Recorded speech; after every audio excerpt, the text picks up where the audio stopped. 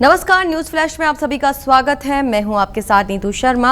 नजर डालते हैं इस वक्त की बड़ी खबरों पर। शुरुआत करते हैं बुलेटिन की। रूसी राष्ट्रपति व्लादिमीर पुतिन और उत्तर कोरिया के किम जोंग उन 3 सितंबर को बीजिंग में होने वाले भव्य सैन्य परेड में चीनी राष्ट्रपति शी जिनपिंग के साथ शामिल होंगे। यह तीनों नेताओं की पहली सार्वजनिक उपस्थित होगी। विक्ट्री डे परेड, जो जापान की द्वितीय विश्व युद्ध में हार को याद करती है। हजारों सैनिकों और अत्याधुनिक चीनी हथियारों का प्रदर्शन होगा। बीजिंग के अनुसार परेड में 26 विदेशी नेता शामिल होंगे, जिनमें बेलारूस के अलेक्जेंडर लुकाशेंको, ईरान के मसूद पेजाशियन, इंडोनेशिया के प्रबोवो सुबियंतो और सर्बिया के अलेक्जेंडर वुचिक शामिल हैं। स्लोवाकिया के प्रधानमंत्री रॉबर्ट फिको ही यूरोपीय संघ के एकमात्र नेता होंगे। इस परेड के माध्यम से चीन की रूस और उत्तर कोरिया के साथ बढ़ती नजदीकियों और पश्चिमी दबाव के बीच सामरिक और राजनीतिक एकजुटता का संदेश सामने आता है। प्रधानमंत्री नरेंद्र मोदी की अध्यक्षता में केंद्रीय मंत्रिमंडल ने आत्मनिर्भर निधि योजना के पुनर्गठन और ऋण अवधि को 31 दिसंबर 2024 से आगे बढ़ाने की मंजूरी दी है। इस ऋण अवधि को बढ़ाकर अब 31 मार्च 2030 तक कर दिया गया है। इस योजना का कुल परिव्यय 7,332 करोड़ रुपए है।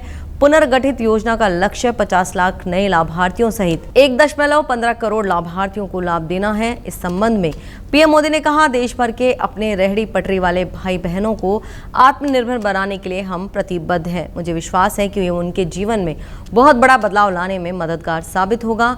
PM street vendors Atmanirbhar Nidhi योजना के कार्यान्वयन की जिम्मेदारी आवास एवं शहरी मंत्रालय और वित्तीय सेवा विभाग पर संयुक्त रूप से रहेगी। इस योजना का दायरा चरणबद्ध तरीके से जनगणना कस्बों व अर्ध शहरी क्षेत्रों आदि में बढ़ाया जा रहा है। जम्मू कश्मीर के बांदीपोरा जिले के गुरेज सेक्टर में नियंत्रण रेखा पर घुसपैठ की कोशिश को भारतीय सेना ने नाकाम कर दिया।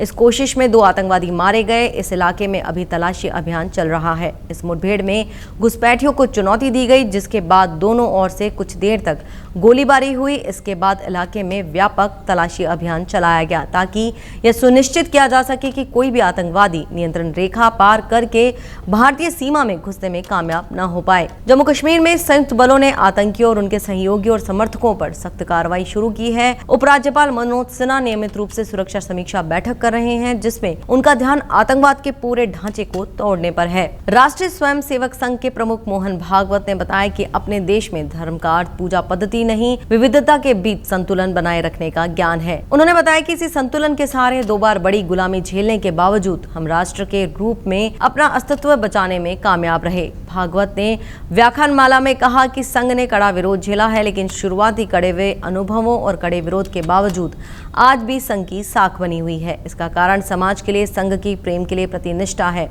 साख के कारण हमारी स्वीकार्यता बढ़ गई। भागवत ने कट्टरपंथ पर चिंता जताई, कहा कि हर हाल में संविधान और कानून का पालन किया जाना चाहिए।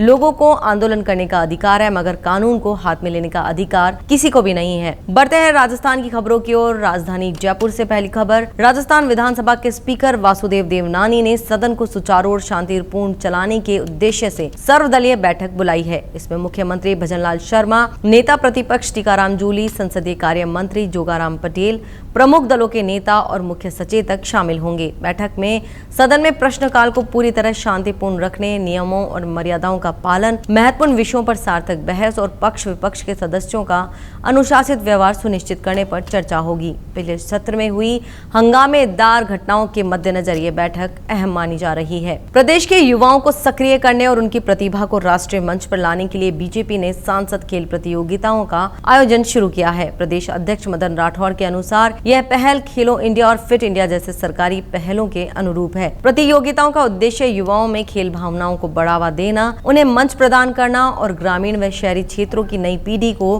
बीजेपी से जोड़ना है। कार्यक्रमों के जरिए खेल संस्कृति को मजबूत किया जाएगा और युवा शारीरिक रूप से फिट रहने के लिए प्रोत्साहित होंगे। गणेश चतुर्थी के बाद मोती डूंगरी गणेश जी आज शाही लवाजमे के साथ नगर भ्रमण पर निकलेंगे। गणेश जी की शोभा यात्रा मोती डूंगरी मंदिर से शुरू होकर सांगानेरी गेट, जोहरी बाजार, बड़ी चौपड़, त्रिपोलिया बाजार, छोटी चौपड़, गणगौरी बाजार और ब्रह्मपुरी होते हुए 38वीं शोभा यात्रा स्थलगढ़ गणेश जी पहुंचेगी। शाम 5 बजे मंदिर के बाहर मुख्य रथ पर श्री गणेश जी की आरती महंत कैलाश शर्मा करेंगे। हाथी, घोड़े, ऊंट और बैंडबाजों के साथ 60 झांकियां शहर की सड़कों पर की जाएंगी, जिनमें 30 स्वचालित झांकियां कोलकाता के कारीगरों ने तैयार की है। झांकियों में चंद्रयान 3 3 शिव शक्ति पॉइंट और विक्रम प्रज्ञान आधारित झांकी विशेष आकर्षण का केंद्र होगी। इस बुलेटिन में फिलहाल ये थी खबरें अभी तक। आगे की अपडेट्स के लिए बने रहिए हमारे साथ, देखते रहिए न्यूज फ्लैश। नमस्कार।